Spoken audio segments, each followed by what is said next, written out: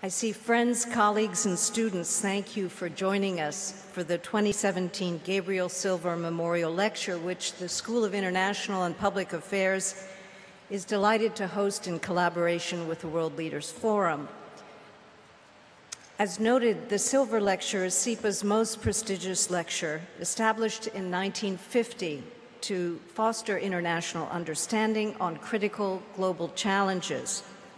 We've been fortunate to have had extraordinary leaders to deliver the Silver Lecture.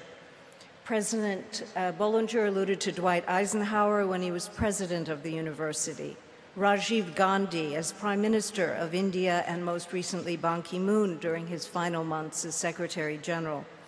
And today we continue this very important tradition by welcoming to Columbia University Dr. Jim Kim, President of the World Bank Group. In its more than 70 years of operation, the bank and its partner agencies have played an essential role supporting economic advancement and addressing defining problems facing humanity. And while we know the bank was originally founded in the aftermath of the World War II to support rebuilding of countries riven by war, it has continually redefined its mission to evolve and ensure its relevance and its ability to meet the needs of global populations and countries worldwide. In the early part of its history, it focused on infrastructure investment around the world, later on loans and technical assistance, and then prioritized poverty alleviation and more. Its impact has been immense, and the world has made progress. Its recent projections by the World Bank suggest that for the first time in human history, the number of people living in extreme poverty has fallen below 10% of the global population. For our part, SIPA is devoted to much of the same core mission of the bank. More than half of our students today are studying international trade, finance and development, sustainability and the environment, other areas critical to the bank. We have numerous faculty that continue to serve or have served in senior positions at the bank. One of our most popular degree programs is a collaboration with the World Bank since 1992. Our students regularly work with the bank's teams on capstone projects, including 6 just last spring on extension of educational services in Malaysia, assessing digital technology and communications infrastructure in Malawi, promoting open data in Tanzania, with more than 230 SIPA alumni, either currently or formerly part of the World Bank system. Dr. Kim, I say to you, your visit today is of deep significance to the school and our community, and I'm very grateful that you have chosen our university to deliver this major address in advance of the upcoming bank fund meetings. Dr. Kim brings unique attributes to his leadership of the World Bank, a former university president, as a scientist and doctor. Dr. Kim joined the World Bank Group in July 2012, and soon after he assumed his position, he established 2 ambitious goals to guide his work: to end extreme poverty by 2030 and to boost shared prosperity, focusing on the bottom 40% of the population in developing countries. In September last year, the World Bank Group board unanimously reappointed him to a second 5-year term. And already during his first term, the World Bank Group supported the development priorities of countries at levels never seen outside of a financial crisis, and with its partners, achieved successive record replenishment of World Bank Fund for the poorest. The institution also launched several innovative financial instruments, including facilities to address infrastructure needs, prevent pandemics, help millions of people forcefully displaced by climate shocks, conflict, violence, and also to support financial inclusion. Before joining the World Bank Group, Dr. Kim, a physician and anthropologist, served as president of Dartmouth College and held professorships at Harvard Medical School and the Harvard School of Public Health. From 2003 to 2005, He was director of the World Health Organization's HIV/AIDS department, where he led the 3x5 initiative, the first ever global goal for AIDS treatment to expand access to antiretroviral medication in developing countries. In 1987, he co-founded the Partners in Health, a nonprofit organization that works in poor communities on 4 continents. He has received numerous awards, and today he delivers the Silver Lecture at an important moment for the bank. Just days before its annual meeting in Washington next week, and indeed at a significant period in the world, a time of rising tension, immense humanitarian crisis, and when globalization itself has come under strain. We look forward to his views today on the many challenges facing the world and how the bank will continue to engage the future in areas critical to human progress and the global economy. Following his presentation, Dr. Kim has graciously agreed to take questions from our audience in a discussion moderated by Michelle Fleury, New York business correspondent for the BBC. Without further delay, please join me in welcoming Dr. Kim to deliver his remarks. Thank you very much.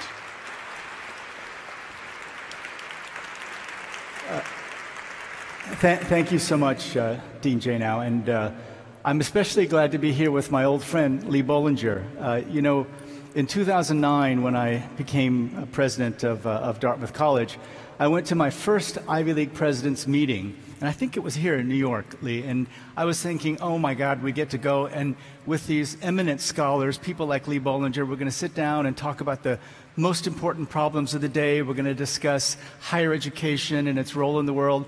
We talked the whole time about football. Right?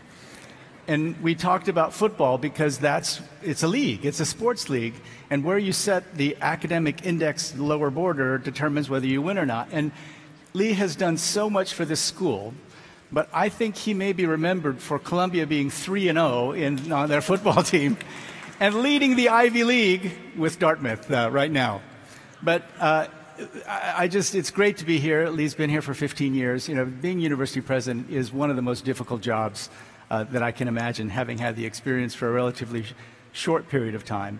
But I want to pay tribute to Lee and all he's done in so many different fields, in the defense of affirmative action, the defense of diversity. You know, he's a great man, and I'm honored to be here with him. Thank you. So today, the crisis, and Dean Janow, I think, talked about it a little bit. It seems that commitments to human solidarity are breaking down. We have nationalism, we have isolationism, revolting against trade agreements. There are so many forces in the world that seem to say, you know, we don't really want to embrace the rest of the world. What we're going to focus on is what's in it for us.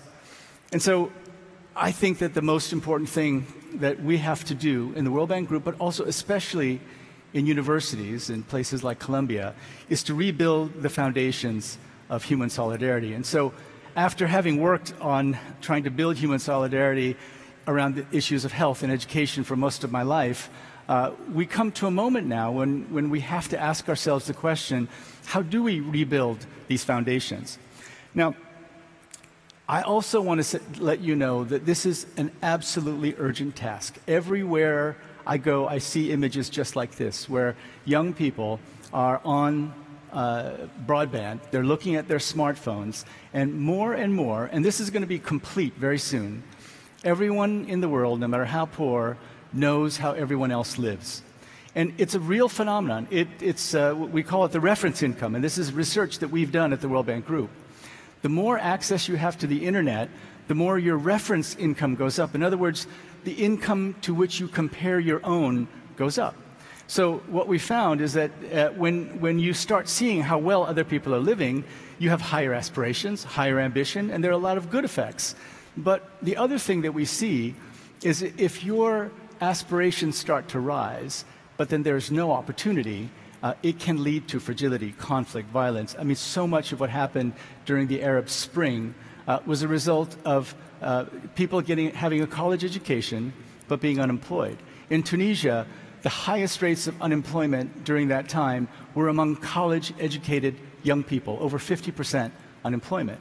So this is the crash course we're going down. This is the collision that we are seeing. High aspirations, lower opportunities, and the need to invest more in people.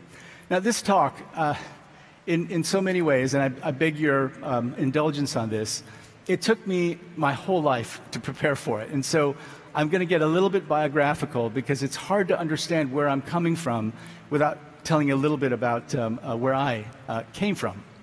So this is me, and it was about in 1962 or 1963. I was born in Korea, not too long after the Korean War. And as you can see, I was pretty well fed back then. I was well taken care of. And my parents, through really freakish good fortune, had actually met and married in New York City. Right here, my mother was a student at Union Theological Seminary. My father was a dental student studying at NYU. And they met in New York City, married here. My older brother was born here. And then they went back to Korea to try to make their lives. But what happened to them is something that happened to very, very few Koreans. By being here, by being in New York City, their aspirations were raised. And of course, their aspirations for us were raised. And so I had the great opportunity then to come back to the United States when I was about 5 years old and live out the rest of my life as an American.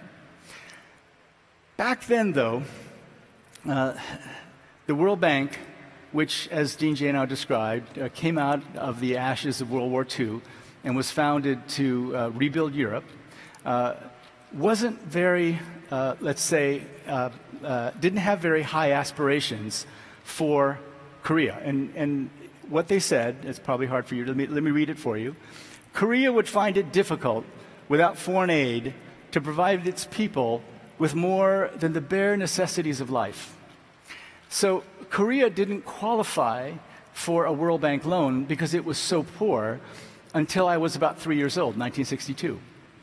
And the relationship between the World Bank Group and Korea, the long history of the relationship between the World Bank Group and Korea has really had a profound impact on me and how I lead the institution in a bunch of different ways. So first of all, the World Bank had said very negative things about Korea's prospects. Just look at the country in 1959, the year I was born. Most of the natural resources, mineral wealth, was in the northern half of the country, north of the 38th parallel. The industrial part of the peninsula was also in the northern part. The southern part of the peninsula was the agricultural part. Literacy levels were below 20% in the early 1960s. So no industrial base, no natural resources, agricultural, low levels of literacy. Now, back then, right about at that time, some of the explanations for Korea's inability to develop were focused on Confucianism. They said, you know, Korea has a fundamentalist form of Confucianism, and because of that, they will never be allowed, they will never be able to grow. And then probably 20 years later, the development economists at the time said, you know, it's Korea's commitment to Confucianism that has allowed them to grow. So it helped me to gain a healthy skepticism about the pronouncements of especially development economists in thinking about the prospects for different countries. And so now, one thing I tell everybody is that in the World Bank Group of today, there's no such thing as lost causes. There's no country that we're going to get out of because we think there's no hope. In this case, hope is not the result of analysis, but hope and belief and optimism has to be a moral choice. Every single country should be able to rise out of the ashes just like Korea. The other thing, though, was that the second project that Korea received World Bank funding for was education. And the World Bank was very much against it. Right? They were very much against Korea investing in education in just its second loan. And at the time, there was a very strong sense at the World Bank Group that what you do is you invest in infrastructure. In other words, get rich first, and once you get rich, then you can invest in your people. But the Koreans rejected that idea. You know, it was really pretty pretty stark. There was a gentleman named Robert Garner, a very respected World Bank development economist who later was the first president of our private sector group, IFC. And in a trip to Colombia, and Colombia had presented a plan for its development that balanced infrastructure investment with human capital investments, with investments in health and education.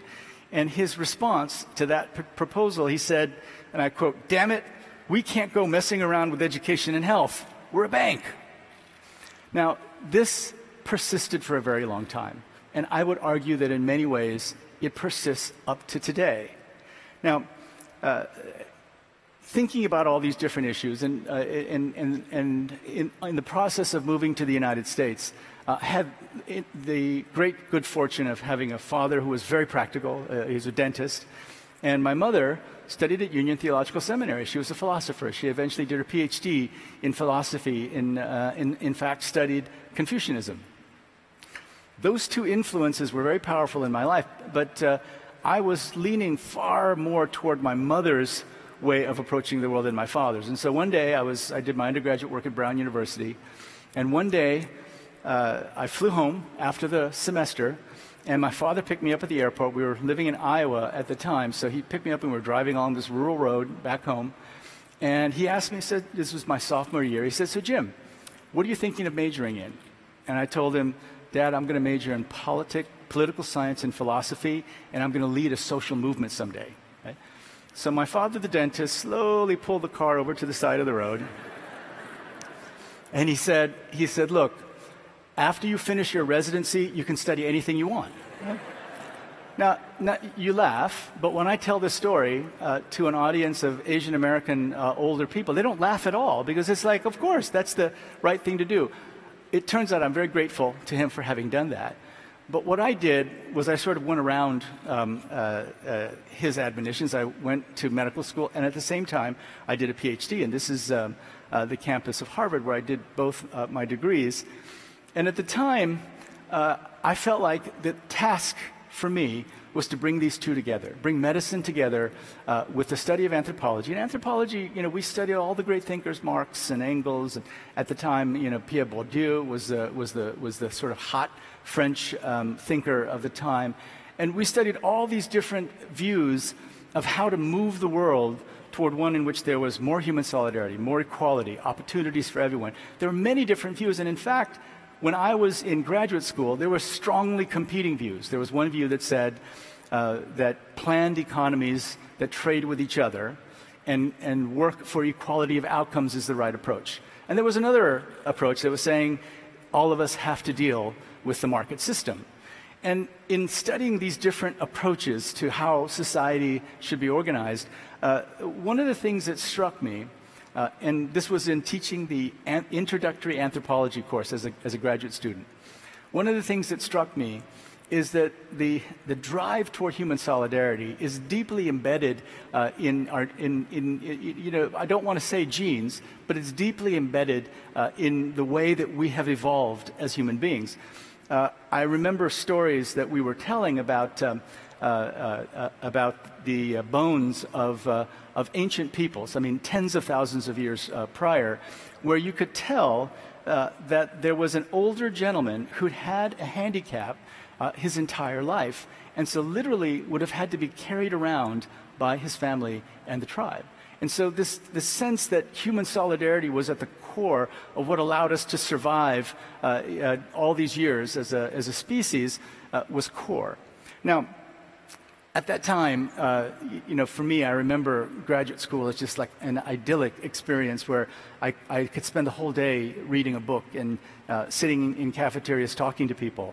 But eventually, as I finished, I asked myself the question, so what do I do? What is my responsibility, and what can I do to bring these grand ideas together with practical solutions? And so I met these two people, Paul Farmer and Ophelia Dahl, and we started this group called Partners in Health. And by the way, the film is opening tonight. It's playing somewhere in the theaters in New York City starting tomorrow. And we founded this organization with the idea that we were going to provide health care to the poorest people in the world, and we were going to do it on the basis of a philosophy. And the philosophy that we adopted came from liberation theologians, and many of those ideas were crafted, in this neighborhood. Liberation theologians, and we called it a preferential option for the poor. And for us, it was a preferential option for the poor in healthcare. And we felt that it was a much more powerful idea than the others that we'd been studying. In 1978, the World Health Organization came out with this notion of health for all by the year 2000. But it was a great slogan. They did lots of things to sort of get the idea out, but there wasn't a plan associated with it. So what we said was, we're going to take seriously this idea that came from mostly Catholic priests in Latin America.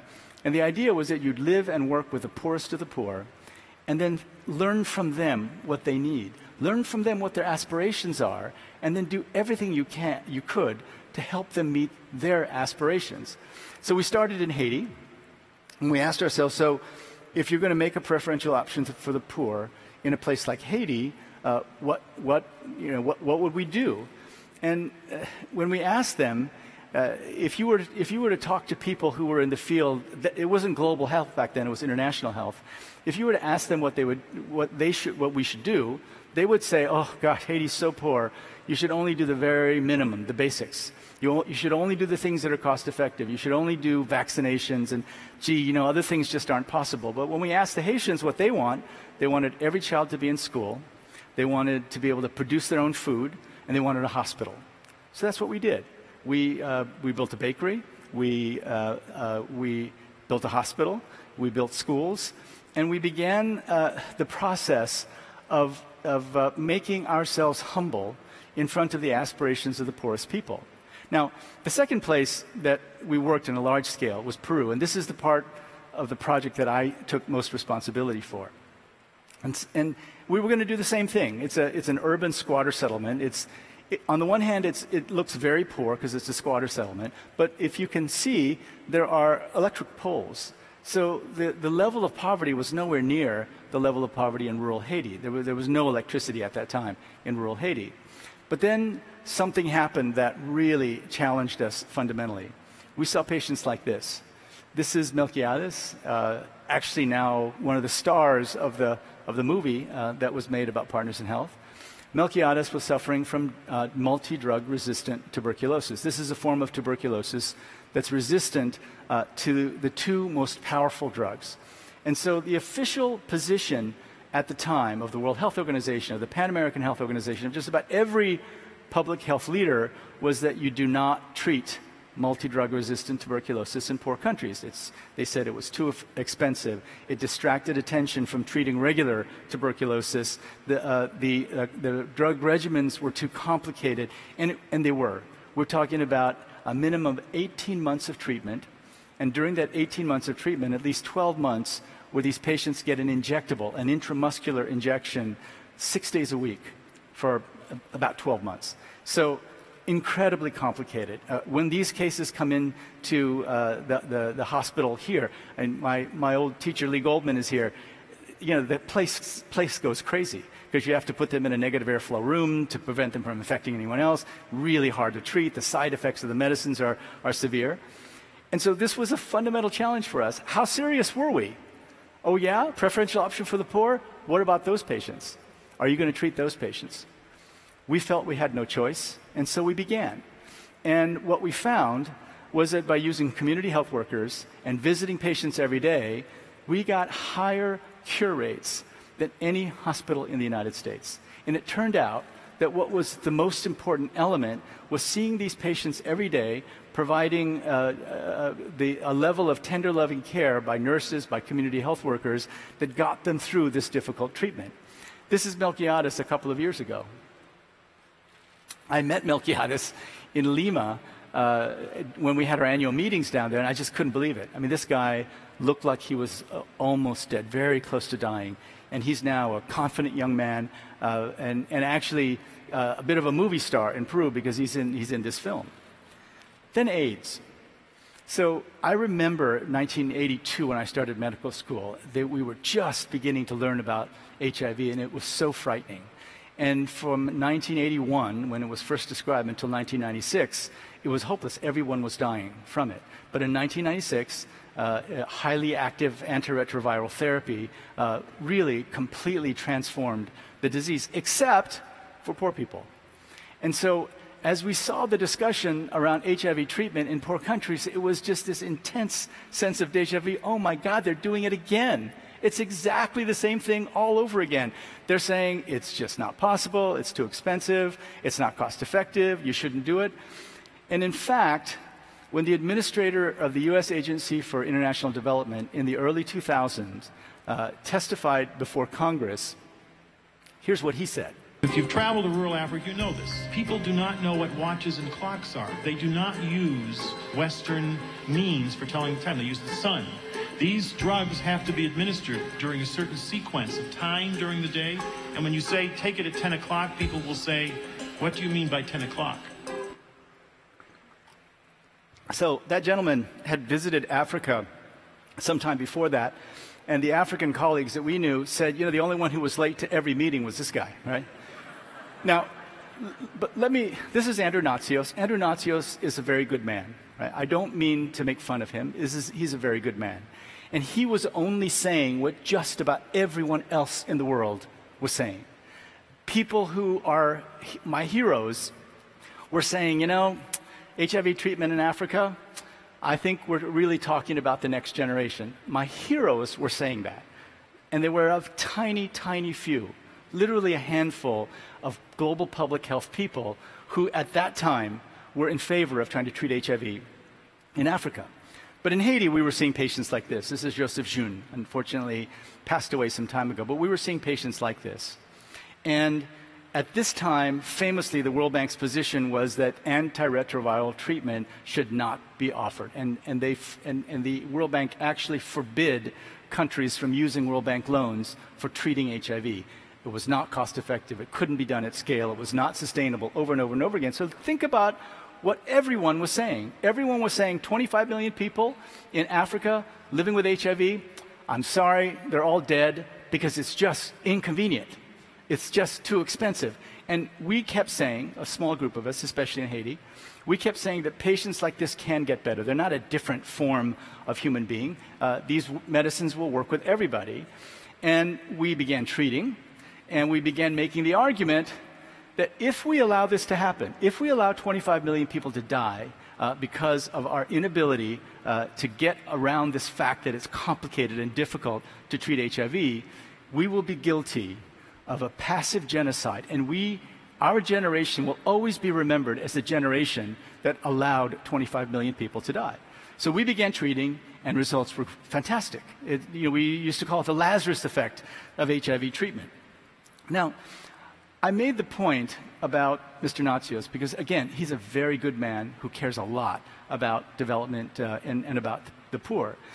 But what we've learned is that these things happen because people don't always think. Even powerful people, they don't think and make decisions on the basis of rationality and evidence. I wish they did, but they don't. We actually did a World Development Report a few years ago, and we called it Mind, Society, and Behavior. And the conclusions were that people think automatically. They tend to fill in missing information and think quickly. People tend to think socially. They're very much affected by what the people around them think, and they think according to mental models. And so the social thinking and the mental model that existed at that time was, it's just impossible. And it was difficult for people to look forward and say, what are future generations going to say about us if we let all 25 million people living with HIV die? There were heroes in this fight. And one of them, the most unexpected hero, was George Bush. And everyone around him, his own head of USAID was saying they can't do this because they can't tell time. But he vetoed all their decisions and said, we're going to do this, and he launched the President's Emergency Plan for AIDS Relief, probably the single intervention that's had the biggest impact on Africa in many, many decades. So he going against the conventional wisdom made a big difference. And another one was your own Jeff Sachs, one of my heroes. Jeff was the only one among the economists who actually came to Haiti and saw that this was possible, and then fought and fought and fought for more financing, more funding for HIV. He taught us one of the most important lessons. He said, you guys got to stop talking about the M word and start talking about the B word. Not millions, but billions of dollars. And for us in global health, who had nothing, we couldn't get our heads around it, but Jeff helped us. And he is still fighting the good fight today, but he was absolutely critical in winning this battle. So now there's a lot more financing. This is how much money, it's sort of exploded now in terms of money for global health. But the lesson from this graph is that it's probably going to tail off for a little while, especially given the nature of the global economy. And it's not nearly enough. It's not nearly enough to meet the aspirations of people today. Now, in the mid-90s, the late 90s, and into the 2000s, at a period when most of my time had been spent fighting against the World Bank Group, I got so exasperated that with colleagues, we wrote this entire book critiquing the World Bank Group. It was called Dying for Growth, Global Inequality and the Health of the Poor. And it was essentially a 500-page, extremely well-researched critique of the World Bank Group. And I was part of a movement at that time called 50 Years is Enough, in which we tried to close the bank and the IMF on its 50th anniversary. This is 1994. So we lost that battle, which is good. And we lost that battle. And what happened at around 1995 was that the World Bank began to change very quickly based on evidence. And I have to tell you, this is the thing I'm most proud of, being president of the World Bank Group, is that this is an organization that will respond to evidence, that will change as it needs to. And now I have the great privilege of being president. But let me tell you how that happened. So I was president of Dartmouth, minding my own business, when I get a call from Timothy Geithner. And Timothy Geithner was Secretary of the Treasury. He was also Dartmouth class of '83. And when Tim called me, and Lee knows this story well, it's usually because he has a friend with a kid who wants to get into Dartmouth. I had my piece of paper. I was ready to write down the name of the person that Tim was recommending. But he called me and he said instead, hey, how would you like to be president of the World Bank? And I said, you mean the World Bank? He said, what do I need to do? He said, well, come down and talk to President Obama. I said, when? He said, how about tomorrow? Right? So literally the next day, I fly down to talk to President Obama, walk in the office, and it's quite an experience walking into the Oval Office, especially with President Obama and that voice of his. And he said to me, he said, so Jim, why should I nominate you to be president of the World Bank? I mean, what am I going to tell people? And this is exactly what he said. What am I going to tell people like Ernesto Zedillo? Ernesto's a wonderful man, former president of Mexico, a great development economist. He said, what am I going to tell people like Ernesto Zedillo, that I chose a physician and an anthropologist and not a macroeconomist to be president of the World Bank? And I said to him, I said, well, President Obama, have you ever read your mother's PhD dissertation? He looked and he said, well, yes, I have. So after seeing him speak in 2004, I researched him, and I found out that his mother had done a PhD in anthropology at University of Hawaii. So I actually ordered her dissertation from the University of Michigan archives. That's probably like one of 5 people who'd ever ordered her dissertation. And I read the whole thing. And I said, well, President Obama, you'll remember that when your mother went to Indonesia, she studied the artisanal industry, and it was specifically artists who worked in metal, the metal-focused things. I don't know if you've seen these beautiful Indonesian works of art made out of scrap metal. And she showed that while every economist suggested that these artisanal industries would be wiped out because of globalization, she showed that in fact they thrived, that globalization was great. And I said, you know, that's what you'll get from me. I'm not going to be able to give you the view of the world from 30,000 feet like macroeconomists do, but I've been on the ground for 25 years, and I'll tell you how our programs are working there. And he looked at me and he said, you know, I get that. Now later, at a more social event, around with other people sitting around a table, he said, you know, Jim, that was one of the best ploys to get a job I've ever seen. Read the president's mother's thesis. So you may be thinking you're reading arcane pieces of work, but you never know how it might come in handy. Now, at the World Bank Group, 2 goals: end poverty, boost shared prosperity. And we get to those two goals in 3 different ways. The first is by boosting economic growth. I'll tell you how we're trying to do that. Inclusive, sustainable, meaning environmentally sustainable economic growth. The 2 is investing in human beings. And I love that SEPA's hashtag is #InvestInPeople. I think I saw that on the chart. Invest in people. And the 3rd is to create resilience to the major crises of the time: climate change, refugees, pandemics. Now, this is a difficult part of the lecture because it's a conversation with many of you who may have participated in the Occupy movement. How many participated in the Occupy movement? No. So many of my friends, and certainly my friends' children, participated in the Occupy movement. But since the days when we were studying Marx and Engels and looking at these 2 ways of organizing the world, planned economies versus market economies, this is what happened. President Xi Jinping at Davos just this year in January said this: "Whether you like it or not, the global economy is the big ocean you cannot escape from. Any attempt to cut off the flow of capital, technologies, products, industries, and people between economies and channel the waters in the ocean back into isolated lakes and creeks is simply not possible." So the head of the largest communist party in the world is telling us that the global market system is the thing we cannot avoid, and so the task is to figure out how we can make the system work for everybody. If it is the ocean, then we need to equip everyone to be able to swim in it, and that's what they're trying to do, of course, in China. Now, we work very closely with the Chinese government, and I thought that this was such an important statement, and it really defines what I do now every day. Now,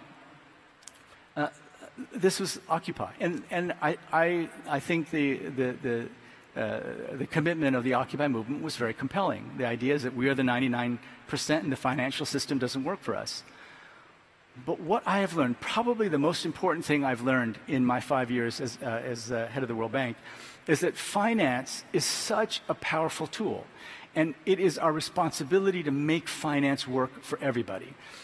Professor Bob Shiller, Nobel laureate economist from Yale, wrote a book called Finance and the Good Society. And if you haven't read it, I recommend it. It didn't sell very well, he told me, but he really points out, and I quote, "Finance, despite its flaws and excesses, is a force that can potentially help us create a better, more prosperous, more equitable society. We have the potential to support the greater goals of good societies, prosperous and free societies in the industrialized as well as the developing world, if we expand, correct, and realign finance." Now, this is a picture of the Ghanaian stock exchange.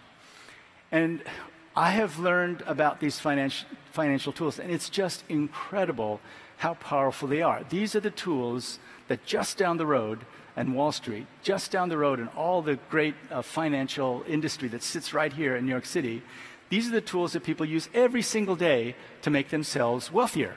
And we're now doing everything we can to use those same tools to support the poor. They're great examples of how to do it. Now, in terms of using the tools of the rich to serve the poor, there are some facts that have created a situation of just enormous opportunity. $78 trillion is the size of the global economy. There's more than $10 trillion sitting in negative interest rate bonds. In other words, you give your money to the Japanese central bank, and they don't pay you interest. You pay them to hold your money. $10 trillion, negative interest. So you give them money, but you pay them to keep it. Right? Another 24 trillion or so in very low yielding government bonds. And again, this is because people are worried. People are scared of the risk they would take in putting their money in anything else. And another 8 trillion sitting in cash. These are usually 1,000-euro bills just sitting in people's safes. Now, everybody who owns this capital wants to get more out of it. They want a better return. And we think that the opportunities in developing countries to get a better return, if we play our role in de-risking and making these investments possible, are just enormous. We have a fund called the Global Financing Facility. For every dollar that a donor gives us, we can give the country $5, $4, $5, $6 of not grant-based money, but money that they can pay over 20 or 30 years at 0% interest. So getting 5 times the money that you can pay back over 20 years at 0% interest often makes much more sense than getting grants. So leverage, something that rich people do every day, is something that now we're trying to use much more for the sake of the poor.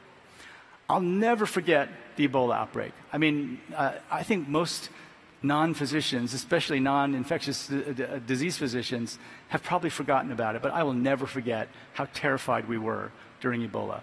But what happened was we waited way too long. The epidemic started in December of 2013. Money didn't start flowing until September of 2014, 9 months later. And so we decided that we were never going to let that happen again.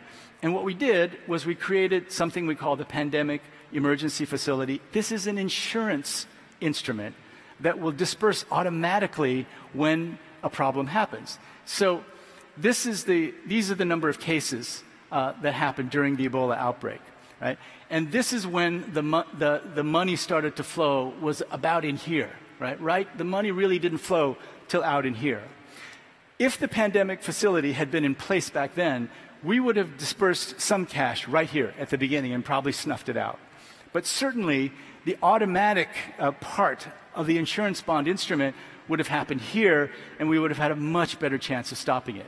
Now, this is a completely new financial instrument. Nobody had thought about insuring the poor against pandemics before, but we did it, and in June, I actually did the bond call. I was on the call talking to the different investors, $450 million, and we paid 8.7% interest, and the 8.7% interest was enough for investors to take the risk. They could lose all their money. But it was worth the risk because we paid 8.7%. This is what rich people do every day. They share their own risk with the capital markets. We haven't been doing it enough for the poor. We are talking about a human capital project because we're living in the middle of a human capital crisis. Right? This is a map about childhood stunting. Childhood stunting is one of the things that worries me most in the world. Childhood stunting means that you're 2 standard deviations below height for age in the first 2 years, but also all the way through 5 years. 2 standard deviations below height for age. What we found is that these children end up actually having 40% less brain mass. The mass of their brains is actually 40% lower. And we've done studies on stunted children. They don't learn as well, and they don't earn as well. And so what is the percentage? Well, overall, 155 million children. In Indonesia, 37% of their children are stunted. Pakistan, 45% of their children are stunted. Ethiopia, Democratic Republic of the Congo, 50% of their children are stunted. These children, when they grow up to be adults, will not be able to compete in the global economy. But it's not just childhood stunting. That we have to tackle from the very early in a child's life. There's other things. 250 million children in the world cannot read or write despite some schooling in Kenya, Tanzania, and Uganda. 3/4 of third graders, and these are children who've been in school up to third grade, 3/4 of third graders in the Democratic Republic of the Congo cannot read a single word. So not only do we have a problem with stunting, we have a problem with education. What we've learned, it may be hard to see, what you're seeing is the top of the graph is the number of years of schooling. The dark blue is the number of years of learning, adjusted years of school. In other words, are they actually getting the learning that they're getting from the number of years they're sitting in those seats? And what you see is huge variability. And there are countries in which they may be in school for 10 years, but it's the equivalent of less than 5. Now, we have a plan for this. We just released a World Development Report on education. There are very specific things that we want countries to do. But this is a major crisis. Now, what about technology? This is one of the coolest things I've ever seen. I visited Rwanda, and Rwanda is the first country in the world to use drones to deliver life-saving blood. So instead of having to create the supply chain to take blood everywhere it's needed, they use drones, and entirely based on artificial intelligence. Fantastic innovation. But we think the actual impact of automation is going to be mostly to get rid of jobs. Jobs are going to be lost. Lots and lots of low-skilled jobs will be lost because tasks are going to be done by machines. We may be able to get ahead of it, but not unless we start running really quickly. our teams now are really looking at human capital differently. And we're going to publish soon a book or a document that's called The Changing Wealth of Nations. And here's what we found. So the dark blue is human capital.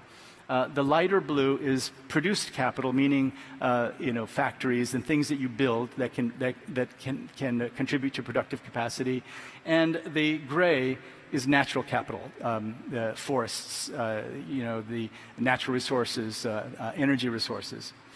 And what we found is that human capital is so much more important as part of the overall wealth of nations than we'd ever thought. In fact, not until very recently have we included an accounting of human capital. Now, some of you may say, why do you keep saying human capital? They're human beings, man. There's a reason why I'm using the term human capital, because in order to make a change, you're going to have to get the real decision makers, who are usually the heads of state, but also the ministers of finance. You're going to have to get the ministers of finance, especially, to think about investing in human beings differently. So human capital is huge. Now, this is overall wealth. This is natural, produced, and human capital per capita. So you can see the high-income countries have a huge amount of wealth per capita, and the majority of it is human capital. The middle-income countries have a lot less. Look at the low-income countries. This is how much the low-income countries have to catch up in terms of human capital if they want to compete in the digital economy. Now, the question then is, how do we change the environment so that heads of state and ministers of finance cannot but help to invest more in human beings? What do we need to do? Well, one of the things we need to do is to convince them that investing in human beings is directly connected to economic growth. And so we've begun work with the Institute for Health Metrics and Evaluation in Seattle, with Chris Murray, who's a very good friend of mine. We did internship and residency together. And Chris started looking, using very sophisticated data and analytic tools.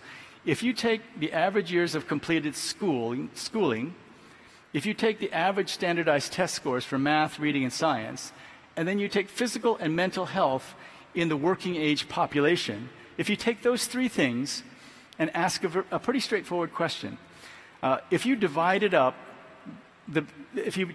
countries into quartiles, into 4 segments, and you looked at the group that improved their human capital the most over the last 25 years, and you compare it to the group who improved their human capital the least over the last 25 years, the difference in economic growth between the highest improvers and lowest improvers is 1.25% of GDP per year. So you take that and multiply that over 25 years, this is extraordinary. And this is among the highest correlations. I mean, it's not causation. It's right now we're running regressions and looking at the correlation. But this is among the highest correlations to economic growth that we've ever seen. So we have no choice now but to do this calculation, put rankings together, and reveal to countries how important it is for them to invest in people. Now, how do you do that? How do you actually make things happen? Well, Franklin Delano Roosevelt is famous for having said to labor leaders, I hear you, I like your ideas, now go out there and make me do it. In other words, create an environment where I have no choice but to do what you want me to do. A friend of mine, this is the president of the European Commission, Jean-Claude Juncker. Jean-Claude Juncker, in 2007, during the financial crisis, he was Prime Minister of Luxembourg at the time. He's a very funny man. He said, hey, we all know what to do, but we don't know how to get reelected after we do it.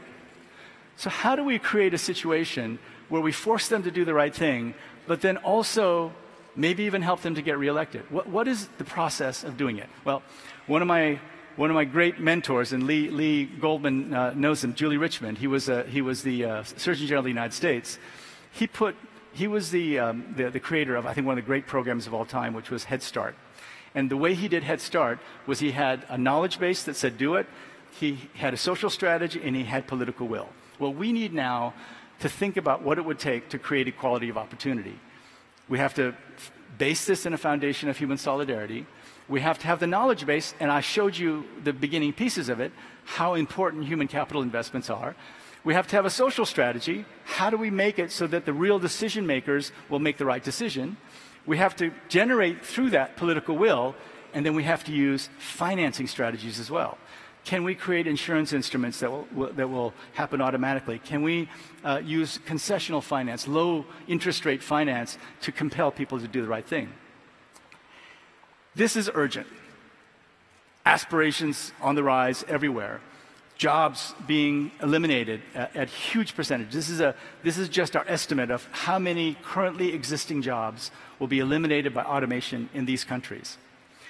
And this ranking of countries on human capital is going to be incredibly contentious. It's going to be incredibly controversial. But I feel that I have a moral responsibility to reveal this connection and to rank the countries in order to do the right thing by the 155 million children who are living in poverty. I think another person who studied in this area was one of my heroes, had the best way of thinking about urgency around this kind of social action. Martin Luther King, in his book, A Letter from a Birmingham Jail, wrote about letters that he received when he was in jail. And one was from a white moderate who told him, "All Christians know that the colored people will receive equal rights eventually.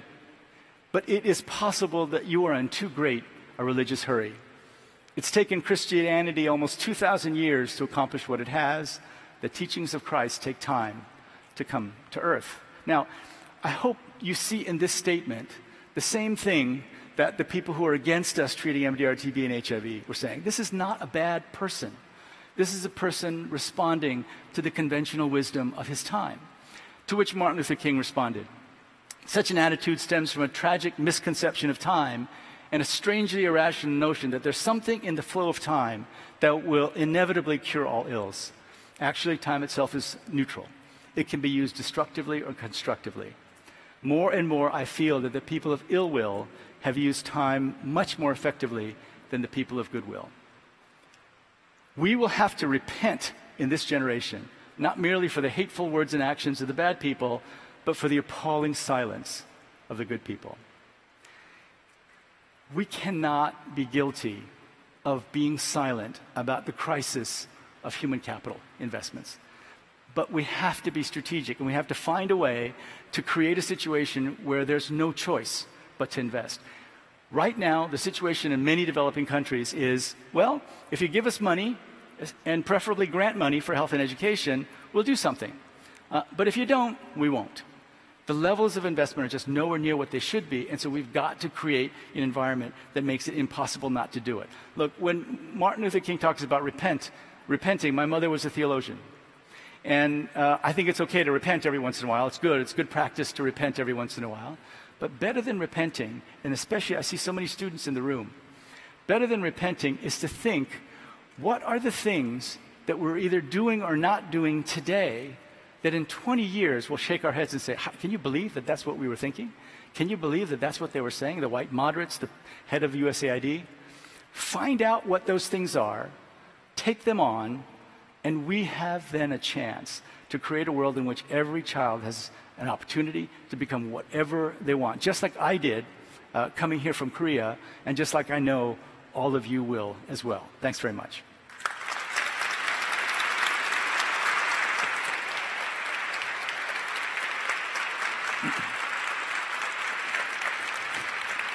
Thank you. Thanks very much.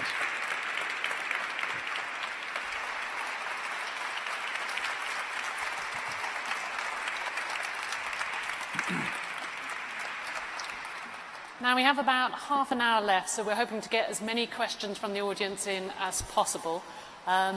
When we do eventually go round, there are going to be microphones. People will hand you a microphone. We'll ask you to introduce yourselves and to say what school you're from, and just to give everyone a second or two to sort of think up the questions they might want to ask. Dr. Kim, thank you very much for that thoughtful speech. If I could just pick up on what you said there at the end, the idea of launching this ranking, the importance of taking action now. I mean, that sounds like quite a radical idea. Why the sort of new thinking now? So I mentioned it briefly, but What we learned from Chris Murray out in the Institute for Health Metrics and Evaluation is that, and I don't even actually know what this is, and I know students here know what it is, but the ability to use Bayesian methods, it's a new kind of ability to crunch large numbers much more effectively, have given him so much clearer view of what are the causes of death. It's the Global Burden of Disease report. And if we apply that to not only health outcomes, but also educational outcomes, we're going to find powerful connections to things like economic growth that we wouldn't have been able to do. So things have changed. We've got a lot more data now on health outcomes and educational outcomes. And what Chris tells me is that, and I have to give credit to my predecessor, Bob Zellick. Bob really pushed on data transparency. The amount of transparency in the world is just so much greater than it ever was before. That countries are sharing their data.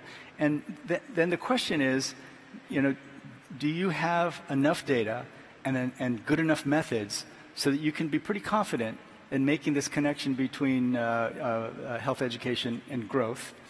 And if you've got enough confidence, are you willing to withstand the clear criticism and anger that's going to come from countries that come out lower than where they think they should come out? So it's very predictable. We have a measure called doing business. And it's not a perfect measure by any stretch, but it's the only thing where we look at the ease of doing business in different developing countries. And the reaction is usually pretty predictable. Those who come out high, they like it and they use it. Those who come out low critique our methodology. So we're working so that the methodology is so robust that we'll be able to defend it and keep going. And the other thing we're going to do is we're not just going to say, oh, you guys are in bad shape. For every single country, we're going to work very hard to give them a plan for how they can much more effectively and quickly improve their stock of human capital. So draw attention to the issue and sort of use public pressure to try and divert funds. Well, there'll be public pressure, and I'm sure that opposition parties will use this, in their own political interest. But what that will do is, for the first time, create a political cost to not investing in health and education, and often that doesn't exist. The other thing is, I think investors are going to look hard at these rankings and make decisions on where they invest their dollars based on it. And so, in a country, if foreign direct investment goes down, what happens often is that your borrowing costs go up, and that gets everybody's attention, right? And so that's not what we're not trying to hurt countries. We're trying to reveal to them the reality of their situation and the urgency of the task of investing in people. I've been doing this work on global health for 30 years, and I've spent 30 years begging for more financing, right? And the notion that we could take it from a purely supply-driven, where it's just all about the generosity of donors, to one in which we have more generous donors because they know how important it is. I mean, we need to keep pushing donors to provide more financing, but link that to demand, where leaders are saying, "Oh my God, we got to go up these ranks. It's having a real impact on our political fortunes, on our economic fortunes." If we can create a situation like that, then I think we have a much better chance of reaching this situation where everyone has has an opportunity. Now, for those who are watching online or in the room here, please feel free to use the hashtag #InvestInPeople to sort of comment and share your thoughts.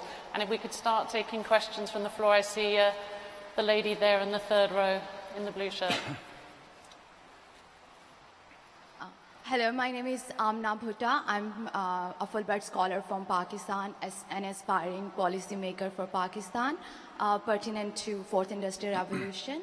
My question is that currently with the recent creation of Asian Development Bank, how the World Bank and the Asian Development Bank sort of separate away from the competitive environment that they were operating in initially, and how they can sort of connect together to learn from the World Bank's experience and sort of meet their collective objective of development in the world. Thank you. Thanks for your question. I think you mean the Asian Infrastructure Investment Bank. Asian Development Bank's been around for a while, and the new player is the Asian Infrastructure Investment Bank. Well, we work very closely with them, and the one the one thing we have to remember is that there's nowhere near enough resources for infrastructure in developing countries. So we've welcomed them from the very beginning. In fact, there are HR systems, there are financing systems. We provided them with all of that. And right now, at a time when they have very few employees, what they're mostly doing is co-investing with us. And so we'll prepare a project, we'll put all the pieces together, and they just put their money on the table. Now, they're quickly getting capacity, and they'll be making their own loans. But you know, what we've realized, and over the past 5 years, what I've really worked hard on is bringing all the multilateral development banks together, because we have to work together. We have to work together as a single system, and we're closer to that, I think, now than we've ever been. We're talking the Sustainable Development Goals are going to cost, if we're going to get to the goals by 2030, $4 trillion a year. So you put all the multilateral development banks together, we don't touch that. We're not even close. So we have to work together not only to make our own dollars go as far as possible, but we need to use our dollars to bring in all that cash I told you about that's sitting in these negative interest rate accounts. We've got to bring that off the sideline and put it to work for the poor. The gentleman there. Hi, Dr. Kim. My name is Benjamin Wang. I'm from United Nations Development Program. Recently, Professor Scott Rosell argued that 63% of Chinese rural children have not seen 1 day of high school education. And this conclusion actually stirred much debate on the internet community in China. So many people think we should focus more on the software construction, for example, education, rather than the hardware, for example, infrastructure. So how do you envision the bank enhancing its cooperation with developing countries, for example, China and other countries in Asia? And will there be opportunities to establish relevant initiatives with, for example, the AIIB or other authorities? Thank you very much. Thank you. Benjamin, thank you for the question. So what we're trying very hard to do is not go in a direction of either or, right? Either you invest in people or you invest in the drivers of economic growth like energy and transport, things like that. China's actually done quite well in terms of its human capital investments. The childhood stunting rates are around 8 or 9%. So you just compare that to some of the other countries, Indonesia 37, Pakistan 45, India 38, China's around 8%. Now, the educational outcomes are mixed. I mean, in Shanghai, they're among the highest in the world. But in the rural areas, they're not as good. And so I think for every country, they're going to have to step back and say, okay, in addition to investing in infrastructure, in addition to investing in all these other important parts of economic development, we now also know that human capital is far more important as a driver of economic growth than we ever thought. And with every passing year, as automation becomes more sophisticated, more jobs are lost, every passing year is going to make human capital more important. Right? So in that context, I think we have to think differently. I think the notion that we bring in private sector financing for more infrastructure will free up money in government budgets to invest in health and education. That's where we think we're going to be going with many, many countries. But the point is, every single country has to have its own plan. And there's not going to be a one-size-fits-all solution for everybody. And do you see bringing in the private sector as part of the human capital project? Absolutely, absolutely. So, we're now working on principles for private sector involved in health and education, because it's not straightforward. It's not building more hospitals. But what we found is that in countries like India, more than half of all health services in India are provided by private practitioners. So if you want to improve the healthcare system in India, you cannot ignore the private sector. You have to figure out how to make it work. We think that as jobs in light manufacturing, in agriculture, as they get eliminated, probably the biggest growth is going to be in empathy workers, the community health workers, community social workers, community education workers. And I think that the movement is going to be more in creating cadres of individuals who can provide those services. And I think it's perfectly reasonable to think that small and medium enterprises run by women, for example, could be one of the ways of bringing those workers online. I know you've been eager to get a question in. Gentleman there. Thank you. Thank you for your lecture, President Kim. My name is Mario Saraiva. I'm from SIPA, I'm part of the Masters in Development Practice. And I have it's been a question I've been pondering throughout my year at SIPA. First is, what does investing in human capital looks like? If you could please expand on that. And then, should we make it profitable to invest in human capital? Or in other words, should it create an environment, as you mentioned, that forces us or forces policymakers to invest in human capital? But then if we do so, can the world really change if we're still acting because of financial returns? Well, the first part of the question, what does it look like? Right? So let me take exactly what it looks like, and we're trying to create an example of just what it might look like, starting with a pregnant woman. Right? And so in Rwanda, President Kagame has said that their stunting level is 38%. He wants to bring it to 0 in like 5 years. Right? Never been done before, that kind of shift. But you could do it. I mean, based on 30 years of work in developing countries, if you had community health workers out everywhere, identifying all pregnant women, making sure they have outstanding prenatal care, and this is not rocket science, it's very straightforward, make sure that they have attended births, make sure that children are given appropriate nutrition and stimulation, early childhood development from the very beginning, improve the quality of the primary school so that they get preschool, and they start in preschool and then they go all the way, and every step of the way you're improving the quality of the educational system so that their learning outcomes are getting better. Then when they get to be 18 or 21 or whatever and going through college, then I think you've done everything you can to give that, the pregnant woman and her child, as good an opportunity as you can possibly imagine for that particular situation. Now, on the profit motive, I just refer you back to the quote of President Xi Jinping, right? So China, when it shifted from just simply dictating equality of outcome to letting market forces work, it used to be that when in the 1980s, Chinese young people could quote from the Little Red Book, from Mao. And now, most people quote Deng Xiaoping, who said, to get rich is glorious, who said things like, some of us will get rich first. And in comparing planned economies versus market systems, said, I don't care if the cat is black or white as long as it catches mice. Right? And so for me, it's not an ideological issue. And you presented it as, how can this happen if the ideology of profit... I was trained by Lee Goldman, right? So if you guys don't know what kind of figure Lee is, there's something called the Goldman criteria that we all know. I was trained by Lee Goldman, and what Lee Goldman taught me was you got to go with the evidence.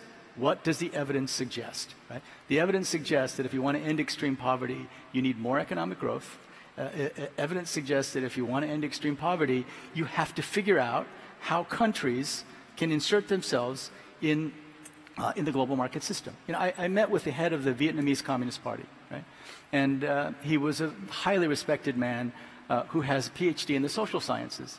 And his PhD was from the Union of Soviet Socialist Republic School of Social Sciences. And his PhD was in that well-known field of party building, right? And I asked him, I said, Your Excellency, how do you reconcile Vietnamese socialism with your embrace of the market system? Because all you guys talk to me about is how you can intercalate with the market system more effectively. He said, it's very simple. He said, we've read our Marx too, and every perfect socialist system requires a stage of capitalism, right? But he said something else that was even more profound. He said, but we realized that to perfect Vietnamese socialism, you needed faster economic growth and more robust job creation, so that's why we do what we do. And so here was a person trained in the USSR, in party building, the leader of the keeper of the faith of the Vietnamese Socialist Party, who was telling me, hey buddy, have you seen the evidence? The evidence suggests that whether we like it or not, we have to find a way to insert ourselves effectively, because if we don't, it will be more poverty, less job creation, less economic growth. If we could go to the back there, the gentleman. Hi, Dr. Kim. My name is Gabriel Barrientos. I am a second-year student at SIPA, concentrated in development practice. My question is in regards to the investments in education. Particularly, we see that a lot of developing countries focus their investments on more quantifiable things like infrastructure, building more schools, or just getting students into schools, much like Bolsa Familia in Brazil. You just pointed out that schooling does not equate to learning. Right. How can investment models in education shift into learning rather than just schooling? Yeah. So I strongly suggest you take a look at our World Development Report that came out just a couple of weeks ago. And some of the lessons from there are that first of all, you've got to be focused on learning and you've got to be evidence-based. And most school systems are not like that. The great movements around education have been building schools and getting children to sit in seats, getting their butts in seats, as we say. And we have a program at the bank called Saber, and I don't remember what Saber stands for, but as in the Spanish word for know, very much focused on going from the quantity of classrooms and the number of seats available to actual learning. So one, you got to focus on the evidence. Two, it's got to be a whole of government effort. This cannot just be the education ministry. Frankly, education ministries are often the weakest ministries in developing countries.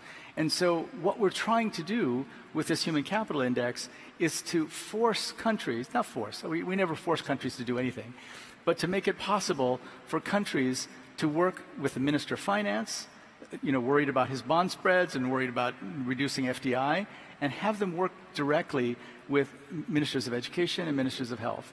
There are many, many countries who are investing money in health and education and getting nothing out of it. Okay? So our laser focus over the next few years is going to be to improve the quality of those investments. But in the World Development Report, we have a whole program of how you can move more toward learning and away from just building classrooms. Right.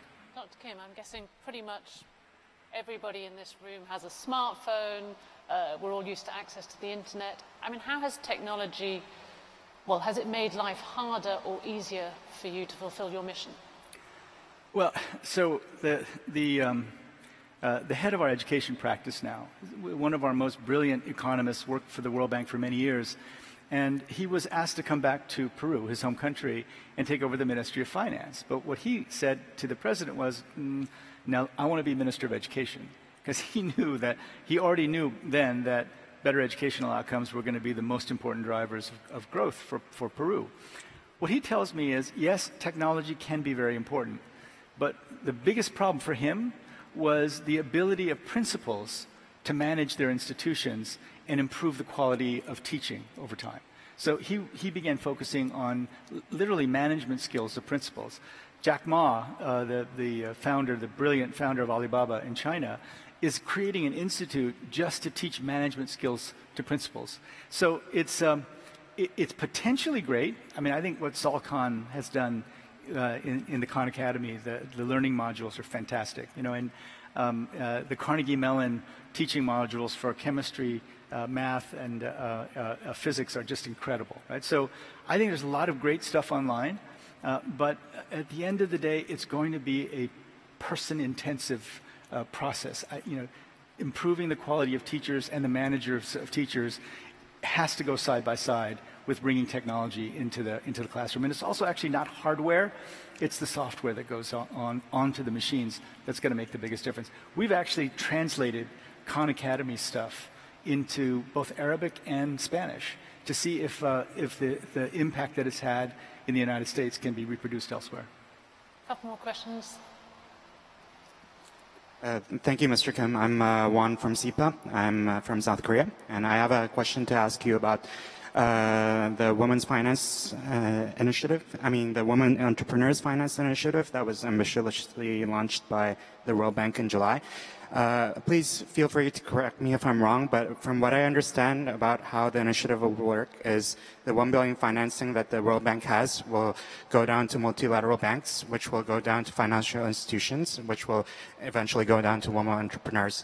But some of the criticism has been about how multilateral banks will be able to arbitrarily define women-owned banks, women-owned businesses, and be able to target the women entrepreneurs that they want. And how does the World Bank intend to target what you aptly call the poorest of the poor, and especially considering the fact that a lot of women entrepreneurs in developing countries are engaging in informal networks and informal markets where they're not captured by the state governments or formal institutions?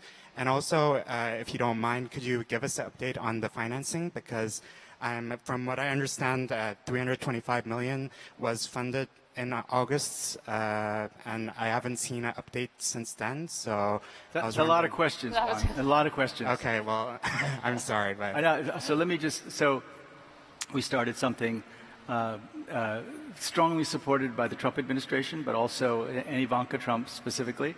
And it's actually built on our previous experience. We had something. We did a program called 10,000 Women that we did with Goldman Sachs, where The great thing about the World Bank Group is that we have been in these developing countries, in the case of IFC, the private sector group, for 60 years. In the case of the World Bank, for more than 70 years. So we have incredible networks in all of these different areas. And the idea here, and it's just getting started, and the number right now is over 350 million. And the 350 million of grant donations will be leveraged with our own financing to, I think, well over $1 billion. We're not quite sure how far it'll go. But right now, there is a huge gap in financing for women entrepreneurs. Part of it is because they're women, and the criteria for getting a loan is often something that just can't be overcome in many, many developing countries. And so that's why we created a fund specifically focused on women. We will preferentially try to find women entrepreneurs. The 10,000 Women Project has been tremendously successful. And because we have these networks, we're able to find women entrepreneurs. Now, you're right that in many countries, a lot of the women-owned businesses start out informally. Now, the microenterprise lending phenomenon has done a lot to support informal women-owned businesses. But one of the problems with microenterprise lending is that very, very few women who started off getting these microloans turned their informal enterprises into formal businesses. That's why we're focusing on entrepreneurship, because we want to identify those women who've done well on an informal level and who are now ready to create formal businesses. Now, it's just one part of what we do. We also have conditional cash transfers that go directly to the poorest women. But the fact that we were able to raise $350 million from 16 or 17 different countries in 4 months was really encouraging. I think we've got time for just one or two more questions. The lady there. Thank you very much. My name is Catherine. I'm an international student from Venezuela here at Columbia University. And my question is regarding countries that are facing a lot of political instability. For example, Venezuela in the last few years the poverty rate has risen from 40% to over 80%. And the humanitarian crisis is really, really precarious. So how do you deal, or what's the best way to deal with countries in situations like this, where the political instability has caused such extreme rates of poverty? Yeah. So we're not working in Venezuela right now, and part of it's because we would only work there if the government asked for our support, and they haven't asked for our support yet. Unfortunately, fragility, conflict, violence. There are now 2 billion people living in countries that are in some way affected by fragility, conflict, and violence. So in our Fund for the Poorest Countries, it's called IDA, which is $75 billion over 3 years, we have doubled the amount of funds that are going to go to fragile and conflict-affected countries. We've been thinking hard about this, and we as a World Bank, we're not very involved in things like refugee problems.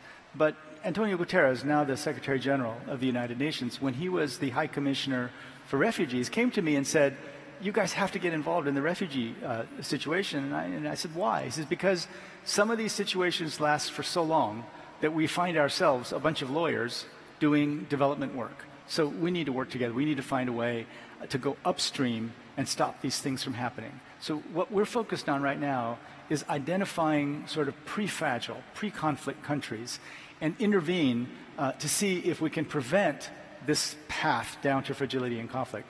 One of the things we know, investing in human beings is critically part of it. And one of the things I worry most about is there are so many refugees, and so many of those refugee children are not getting any education. So they're, in the time that they're refugees, we're investing essentially nothing in their education. So the reason this is so urgent, and it's something that the Germans understand very well. I mean, you know, during the German G20, which is just, you know, it's still going on, but the summit was in Hamburg in July.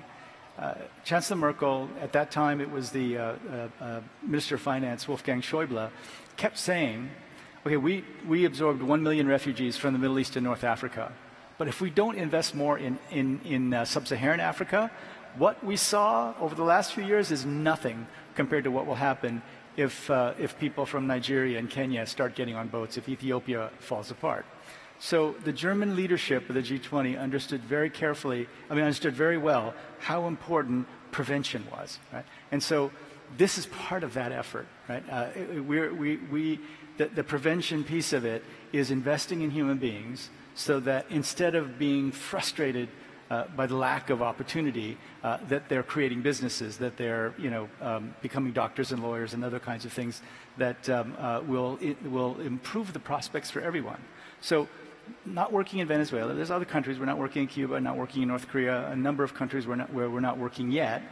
But when Myanmar opened up, when Burma opened up, and there are lots of issues there now, we were one of the first organizations to go in, and that's my hope, is that once a very conflict-affected, fragile country opens up, we can move in quickly.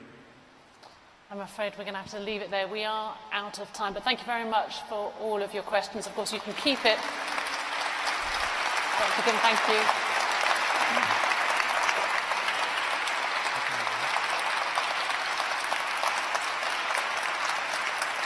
Thank you.